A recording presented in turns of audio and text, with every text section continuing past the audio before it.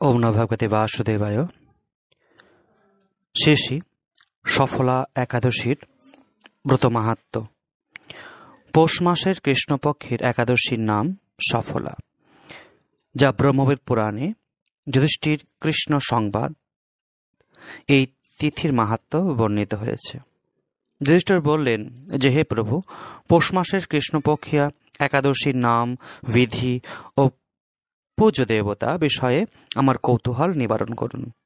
ভগবান বললেন যে, হে মহারাজ, আপনার প্রতি স্নেহবশত সেই ব্রত কথা বলছি।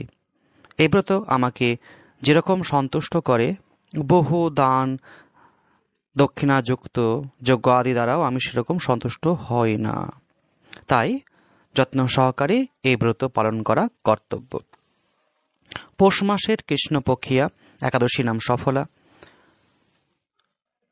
নাগদের মধ্যে যেমন শেষনাগ, পক্ষীদের মধ্যে যেমন গরুড়, মানুষের মধ্যে যেমন ব্রাহ্মণ, দেবতাদের মধ্যে যেমন নারায়ণ সর্বশ্রেষ্ঠ, তেমনি সকল ব্রতের মধ্যে একাদশীর ব্রত সর্বশ্রেষ্ঠ। তাই হে মহারাজ, যারা এই ব্রত পালন করেন তারা আমার অত্যন্ত প্রিয়। তাদের এ জগতে ধন লাভ ও পরজগতে মুক্তি লাভ হয়। হাজার হাজার বছর তপস্যায় যে ফল লাভ হয় না, একমাত্র সফল একাদশীর রাত্রি জাগরণে ফলে এই অনায়াসেই প্রাপ্ত হয়ে যায়। মহাসমতি নামে এক রাজা প্রসিদ্ধ চম্পাবতী নগরে বাস করতেন। রাজার 4 জন পুত্র ছিল, কিন্তু তার জ্যেষ্ঠ পুত্র লুম্ভক সর্বদা পরস্ত্রীগমন, মদ্যপান প্রভৃতি অসৎ কার্য করত। সে সর্বক্ষণ ব্রাহ্মণ, বৈষ্ণব ও দেবতাদের নিন্দা করত। পুত্রের এই আচরণে ক্রুদ্ধ হয়ে রাজা তাকে রাজ্য থেকে বার করে দিলেন। স্ত্রী, পুত্র, পিতা, মাতা, আত্মীয় স্বজন পরিত্যাগ হয়ে সে এক গভীর বনে প্রবেশ করল। সেখানে কখনো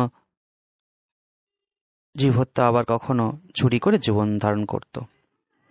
কিছুদিন পরে একদিন সে নগরে প্রহরীদের কাছে ধরা পড়ল, কিন্তু রাজার পুত্র বলে সেই অপরাধ থেকে মুক্ত পেল। পুনরায় সে বনে ফিরে গিয়ে জীব হত্যা বা ফলমূল আহার করে দিন যাপন করতে লাগলো। ওই বনে বহু বছর পুরনো একটি বিশাল অশ্বত্থ বৃক্ষ ছিল।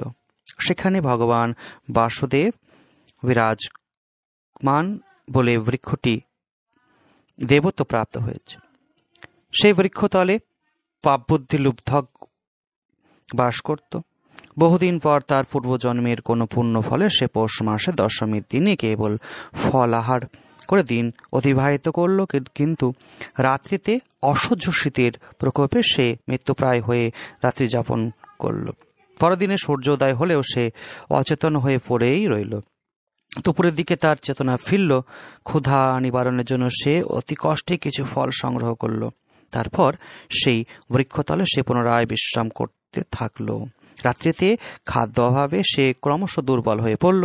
সে প্রাণ রক্ষার্থে ঈশ্বরের উদ্দেশ্যে ফলগুলি নিয়ে, হে ভগবান, আমার কি গতি হবে বলে অশ্রুপাত করতে করতে সেই বৃক্ষমূলে, হে লক্ষ্মীপতি নারায়ণ, আপনি প্রসন্ন হন বলে নিবেদন করল।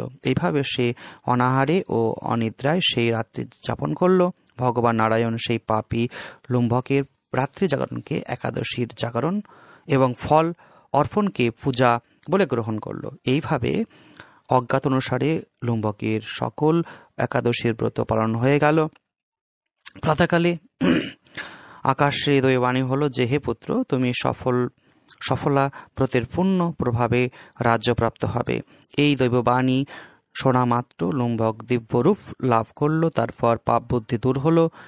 সে পুনরায় নিষ্কণ্টন রাজ্য লাভ করল।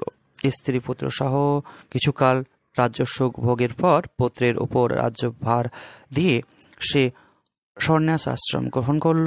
অবশেষে মৃত্যুকালে সে অশোক অভয় ভগবানের কাছে ফিরে গেল। তাই হে মহারাজ, এইভাবে সফলা একাদশী যিনি পালন করে তিনি জাগতিক সুখ ও পরে মুক্তি লাভ করে। এই ব্রত যারা শ্রদ্ধাশীল তারাই ধন্য, তাদের জন্ম সার্থক, এতে কোনো সন্দেহ নেই। এই ব্রত পাঠ ও শ্রবণে মনুষ্যের রাজস্ব যজ্ঞের ফল লাভ হয়। ওম নমো ভগবতে বাসুদেবায়। এখানে শ্রী শ্রী সফল একাদশীর ব্রত মাহাত্ম্য সমাপ্ত হলো।